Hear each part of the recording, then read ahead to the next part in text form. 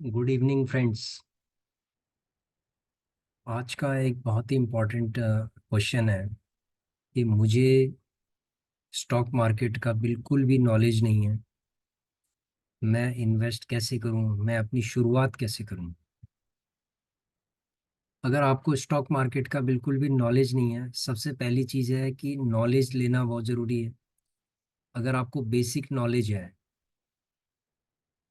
तो आप थोड़ा थोड़ा करके आप इन्वेस्टमेंट कर सकते हैं, लेकिन आप अंधाधुंध तरीके से आप इन्वेस्टमेंट नहीं कर सकते। यहाँ पर एक इम्पॉर्टेंट क्वेश्चन ये है, एक और इम्पोर्टेंट क्वेश्चन यहाँ पर आता है कि लोगों को धीरे धीरे करके जब नॉलेज होना स्टार्ट हो जाती है तो वो जो थोड़ी थोड़ी जो नॉलेज है वो बहुत ही ज़्यादा डेंजरस हो जाती है, क्योंकि उनको ये लगता है कि स्टॉक मार्केट के अंदर उनको कंप्लीट नॉलेज हो गई है और वो ब्लाइंडली इन्वेस्टमेंट करना स्टार्ट कर देते हैं। कहीं किसी आर्टिकल्स में देखेंगे कि ये स्टॉक आगे इतना डिविडेंड दे रहा है या इतना आगे इसकी परफॉर्मेंस इतनी है।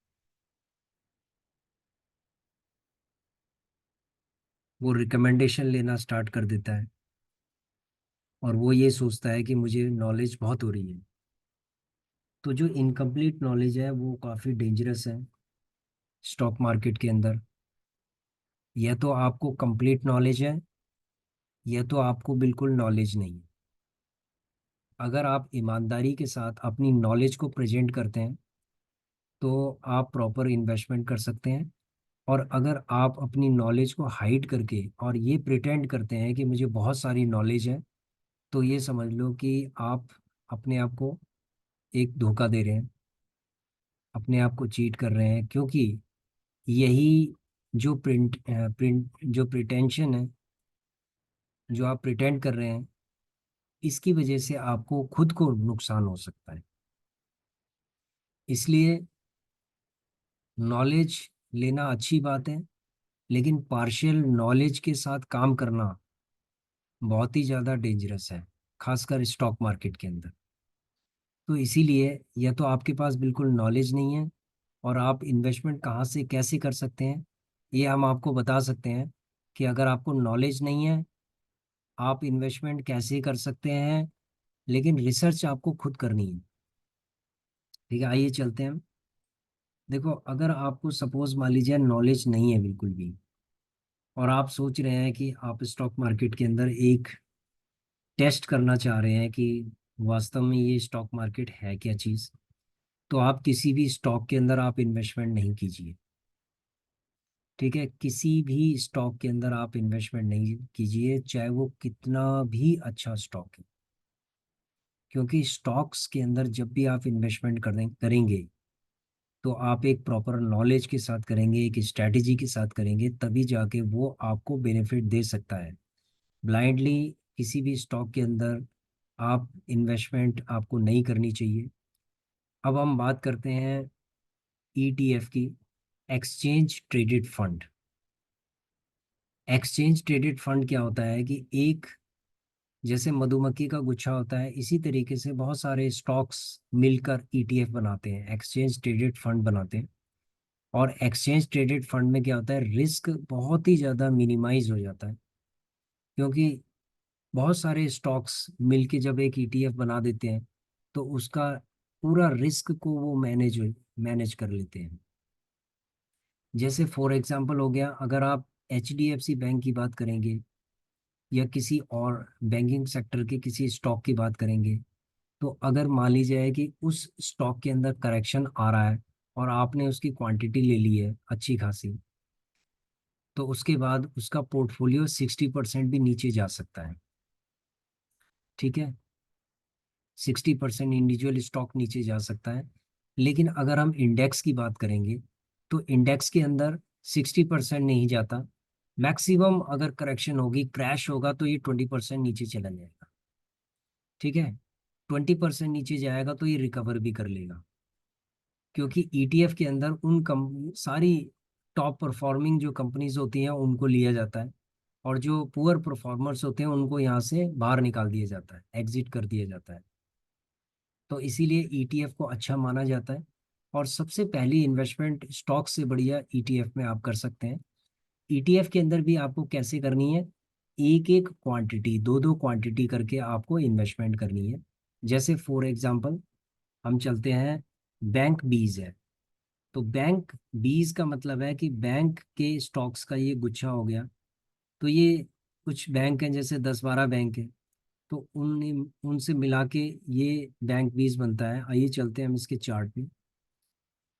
ये जो आप चार्ट देख रहे हैं इसका 1 डे का चार्ट है। अगर हम इसको वीकली चार्ट देखेंगे, देखो वीकली चार्ट है, अगर हम थोड़ा टाइम पहले जाएंगे, मान लीजिए 1 साल या 2 साल पीछे चलते हैं, तो आप देखेंगे ये 361 रुपये का था। देखिए ये 2021 में, 10 मई 2021 में ये 324 रुपये का था।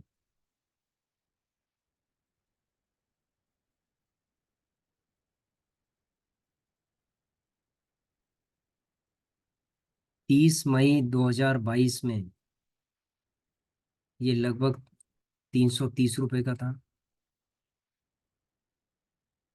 और 330 रुपये का ये 20 जून 2022 को ये 335 रुपये का था।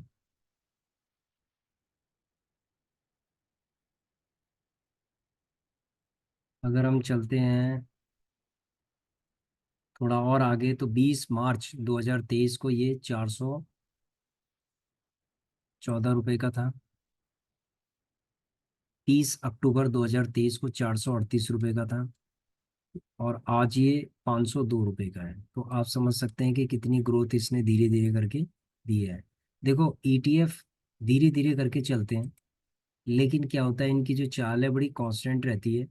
और ये प्रॉफिट देंगे आपको, और बहुत ज़्यादा नीचे एकदम से नहीं गिरेंगे, रिस्क को मैनेज करते हुए ये आगे चलेंगे। तो इसीलिए जो पहली, अगर आप बिल्कुल ज़ीरो नॉलेज इन्वेस्टर हो, तो आप ईटीएफ के अंदर आप अपना इन्वेस्टमेंट कीजिए थोड़ा थोड़ा करके। आपको स्टॉक में भी इन्वेस्टमेंट करने की ज़रूरत ही नहीं पड़ेगी, अगर आप इसको समझ जाएंगे कि ईटीएफ के अंदर किस तरीके से पैसा इन्वेस्टमेंट किया जाता है।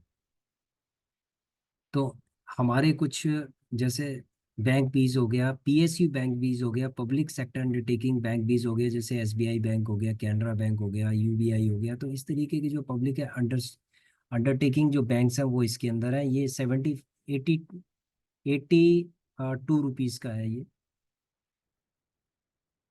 उसके बाद है निफ्टी बीज हो गया। ये 50 कंपनियां जो टॉप क्लास की, जो इंडिया की टॉप 50 कंपनीज का ये एक ईटीएफ है। 251 रुपये पे है ये।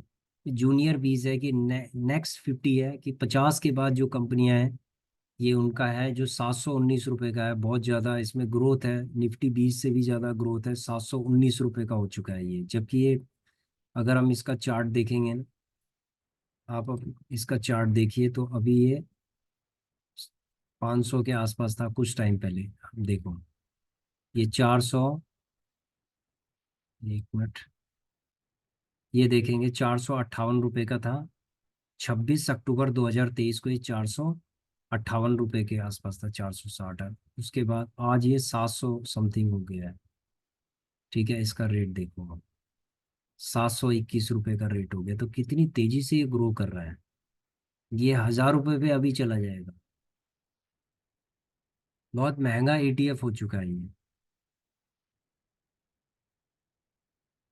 ये जूनियर बीज है, नेक्स्ट 50 है ये। 50 के बाद जो कंपनियां इंक्लूड की हैं वो जूनियर बीज के अंदर आती हैं। तो ये अगला चौथा ईटीएफ है। इसी तरीके से जो पांचवा ईटीएफ है वो है CPSE, central public sector enterprises. इसमें गवर्नमेंट की अंडरटेकिंग कंपनीज है।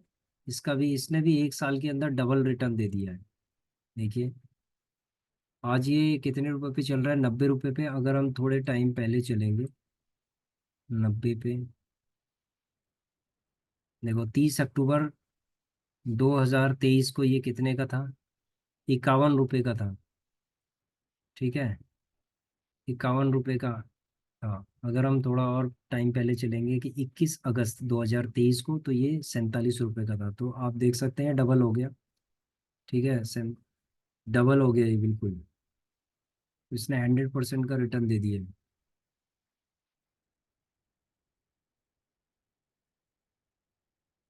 अगस्त 2023 से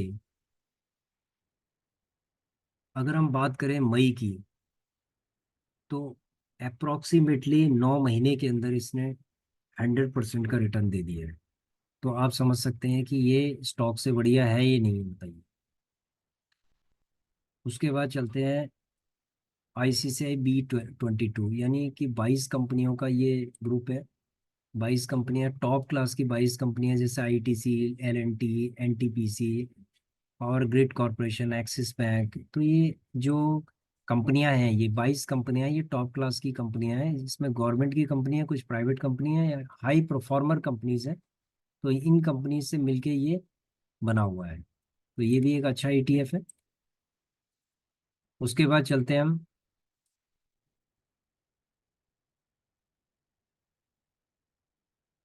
निफ्टी ETF है, जो कि 238 का है, जो निफ्टी 50 की तरह है। उसके बाद हम चलते हैं अगले, उसमें गोल्ड बीज है। तो गोल्ड बीज एक अच्छा इन्वेस्टमेंट माना जाता है, गोल्ड बीज। इसके बाद क्या है, सिल्वर बीज है। सिल्वर बीज, अगर हम चलते हैं सिल्वर बीज,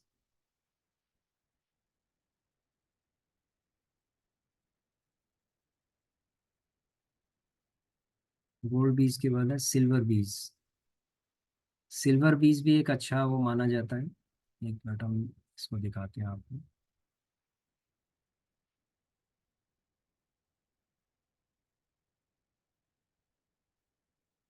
गोल्ड बीज के बाद सिल्वर बीज है।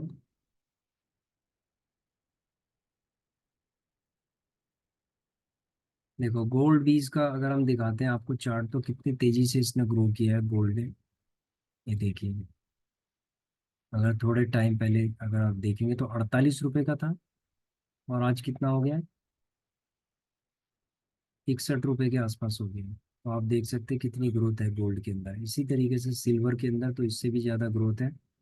सिल्वर के अंदर आप थोड़े टाइम पहले आप जाएंगे, तो ये कितने का था, 68 रुपए का था।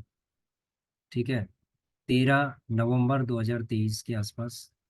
और आज ये नवंबर से आप ये लगा लो कि 90 रुपये 91 रुपये के आसपास हो गई है। तो सिल्वर में जो तेजी आई है, वो गोल्ड से ज़्यादा तेजी आई है। तो ये सारे ETFs हैं। इन ETFs को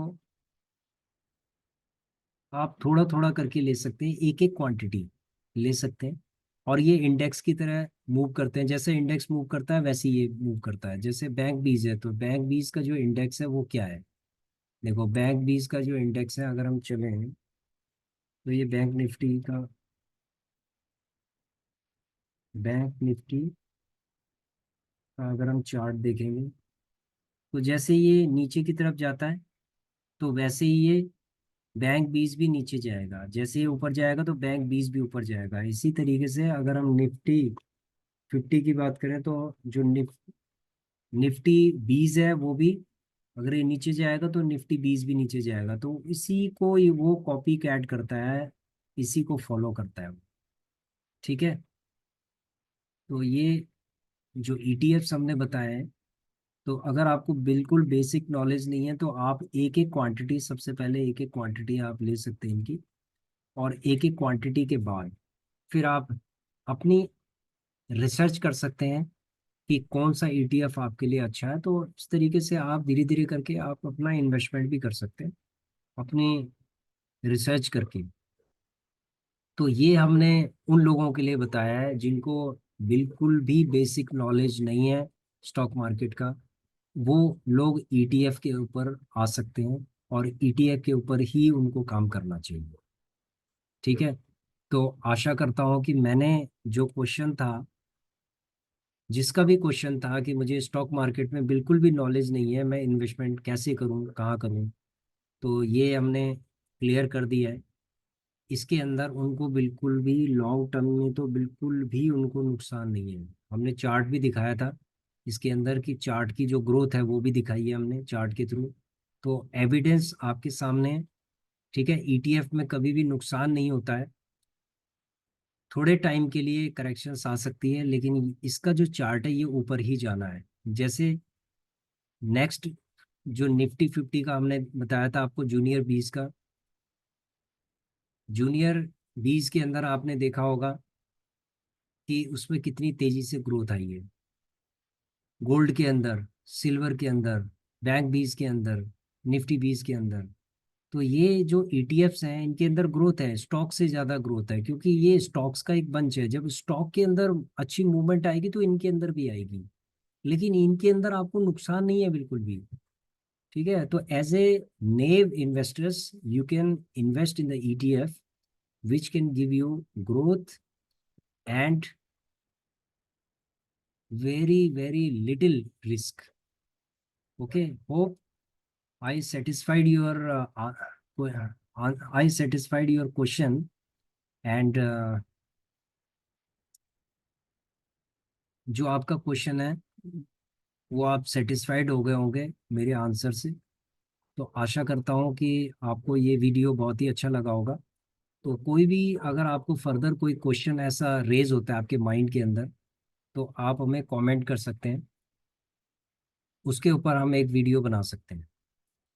thank you for watching our video. Please subscribe, like and share our video. Thank you.